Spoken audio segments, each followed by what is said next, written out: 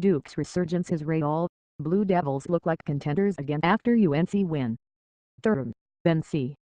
A college basketball season, like history, rarely moves in a straight line. It zigs and it zags. It stops and it starts.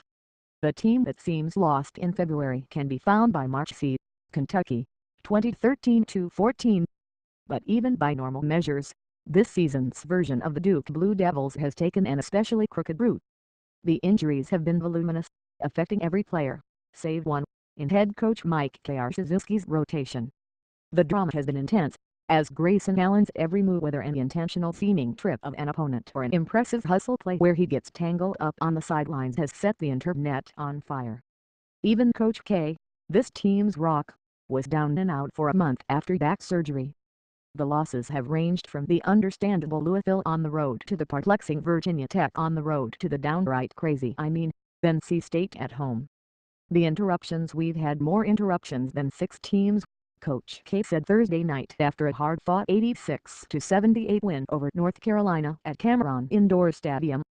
No excuses. It's just the way it is. The way things stood after Duke's embarrassing home loss to NC State on January 23 was, in a word, disastrous.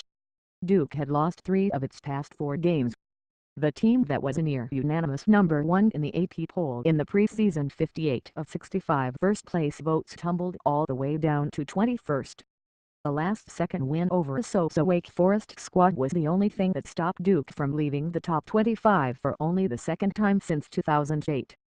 Duke's 3 stud freshmen, who were all expected to be one-and-done lottery picks Harry Giles, Jason Tatum and Marcus Bolden, were floundering. But the way it is now for Duke, after the thrilling win over its biggest rival, is this: the team that seemed in shambles 17 days ago looks like the scariest unit in college hoops. Did you see the way Duke handled a bigger, faster, more experienced North Carolina team that has retained all but 2 players from last season's national runner-up?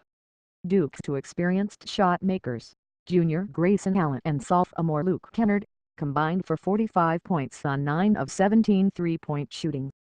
Tatum dropped 19 points, all in the second half, including a rim-crushing tomahawk dunk that left UNC's Kennedy Meeks for dead. Tatum showed why he is the skill set to become a core player for an NBA franchise. Giles, still a step slow in his recovery from multiple knee injuries, flashed glimpses of why scouts saw him as a transcendent talent before his setbacks, grabbing rebounds, blocking a shot and generally being an active presence on the court.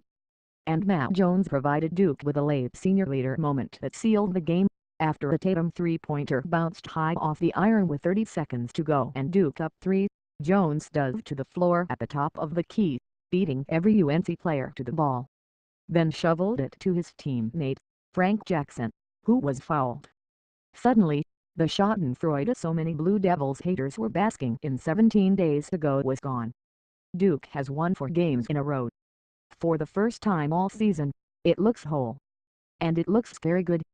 We were behind compared to other teams in building chemistry because so many guys were hurt, Tatum said in the Blue Devils' jubilant locker room. We're trying to catch up. But we're moving at a fast rate, and it shows. With these last 4 wins we've had 4 tough W's. It's coming together, having coach back and everybody getting better, Giles said. Everybody's feeling more comfortable. Check your calendar. Selection Sunday is in 31 days. The national title game in Glendale, Arizona, is in 53 days. This Duke team, which seemed so far behind just a few weeks ago, is rounding into shape. If you made me pick one team that'll cut down the nets on the first Monday in April, gun to my head, this is the one I'll take. Look, there are caveats to the idea that all is perfect and sunny in Durham. The win comes with a couple of asterisks. 1. UNC's starting power forward, Isaiah Hicks, was out with a hamstring injury. 2. If the Tar Heels hadn't missed 8 of their 18 free throws Thursday, we could be talking about a very different storyline. Jones and Amile Jefferson, Duke's seniors, are playing hurt and have not been able to practice.